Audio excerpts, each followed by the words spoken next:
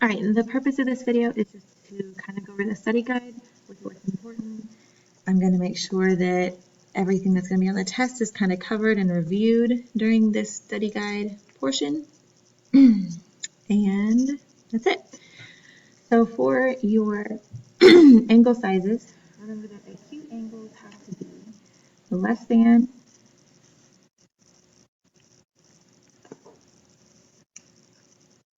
90 degrees. Your right angles equal 90 degrees. Your obtuse angles are greater than 90 degrees, but less than 180. And straight equals 180. Also remember that you cannot assume angle sizes. So looking at pictures, you can assume the size of the angle unless it tells you the size of the angle. Angle relationships. Complementary is two angles that have a sum of 90, and then supplementary is two angles with a sum of 180. These and these do not have to be adjacent. So they could be completely random parts of your diagram, and they, as long as the numbers add up, they're complementary and supplementary. They could even be overlapping angles, and if the numbers add up correctly to 90 or to 180, they're complementary or supplementary. Linear relationship is two angles that make a straight line. They add up to 180, and they have to be adjacent, or be next to each other. Now that I've said this word so many times, adjacent is just next to each other. So if they are sharing an endpoint and they're sharing this ray, they're adjacent. Congruent is the same measure, and then vertical angles would be like this angle and this angle are vertical angles. They're across from each other, vertical. And then of course the two that I did not shade in are vertical angles to each other as well. That's a few things there. Let's see what else. If I can scroll, that would be fabulous. Here we go. We have the linear pair theorem, which says that if I have these angles that make a line, or that are a linear pair, they have to be adjacent, they have to equal 180 degrees, that makes them a linear pair, and if they're linear pairs, they're supplementary. The vertical angle theorem says that vertical angles are congruent. Angle addition postulate says angle 1 plus angle 2 equals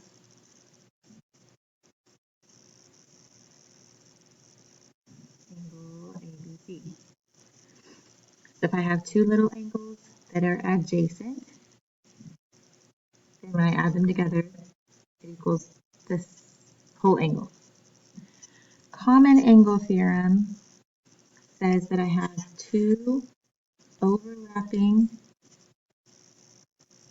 angles that are congruent. So the purple one and the blue one are congruent to each other. And when the purple one and the blue one are congruent to each other, then this piece and this piece are congruent to each other.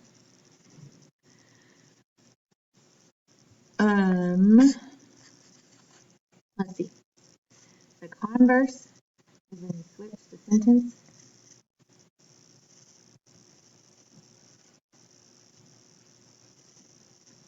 And the inverse is when it's opposite day.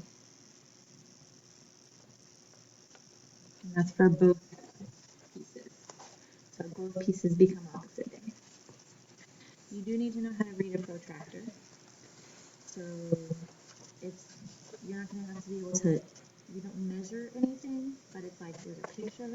protractor on there, and you have to be able to talk about the angles from using the protractor. So next what I'm going to do is I'm currently looking at your test. Like I'm looking at it. I see it. It says angles unit test. Question number 1. No, just kidding. So I'm going to look through this and see what else I need to tell you that will be helpful for your test. You're welcome. So just kidding, I'm not going to say number 1. You need to know that angles share a common endpoint. That's what makes it an angle, just two rays that have a common endpoint. That's the definition of an angle. You need to know that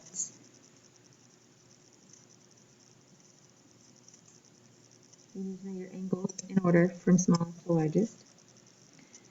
You need to know how to find complementary and supplementary angles. You know, adding them together gives you 90, or adding them together gives you 180.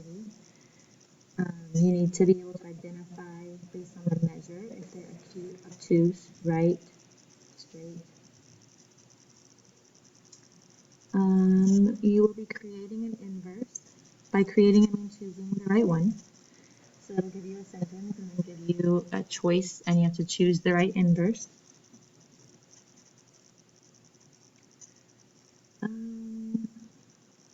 You need to understand the definition of adjacent. So adjacent angles, they share the common side and they share the common vertex.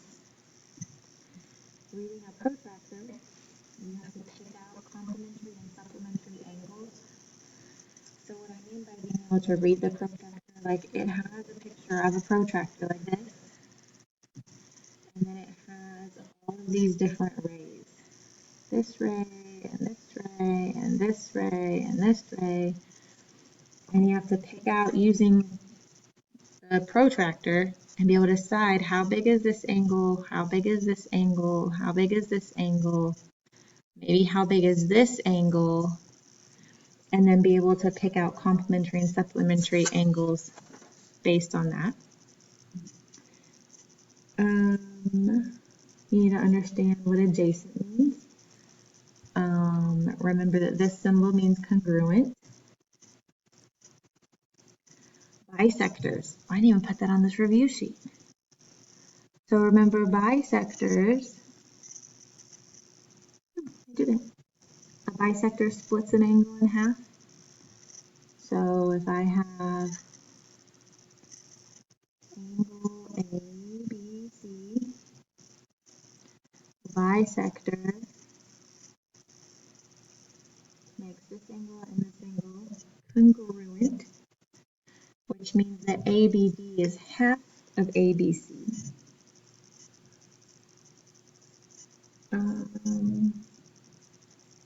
You know that vertical angles are congruent. We talked about that.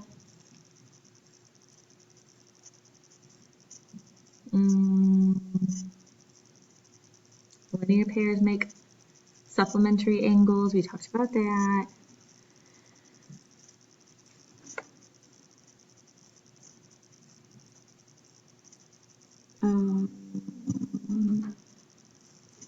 Just understand the relationship of a linear pair that is equal to 180 degrees. So if I know this one is 30, I need to be able to figure out that that's 150 because it makes a straight line. You know. Oh, that's the bell. I'm not going anywhere. Neither are you. That's okay. Then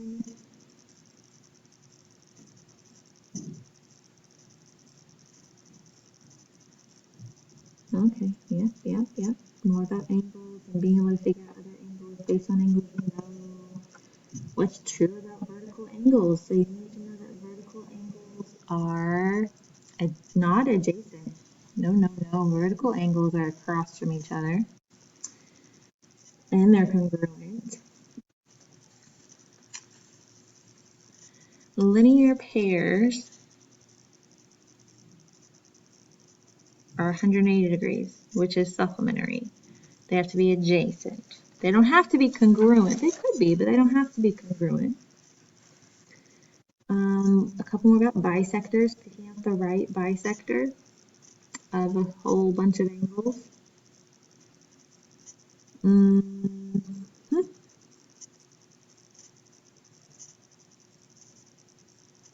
More linear pairs, another compass question. There is a question about the common angle. Finding angles based on where right angles are, bisectors. Okay, that common angle question, we didn't talk about common angles a whole lot, but you had a few questions on it, so I think you'll be okay. It's just that you need to, like that picture I drew before, I'll draw it again. So in this angle overlaps and is congruent with this angle, then this part is congruent to this part. The same would be true if you knew, if the question tells you that this is congruent to this, then that means the black and yellow ones are congruent. So that's like the converse, and the converse is true. So that's another way it might be asked or looked at. So I think that's it. If you have more questions, or if there's things on here you don't understand, be sure you ask. And otherwise, have a great day. I am going to put, there is a link that you can say that you watched it. I'll give you extra credit for watching it. And if you comment, you can comment like a question or something if you have a question, and then I'll already know your questions before you ask me your question. And I just said question a lot. Question. Okay. Have a good day.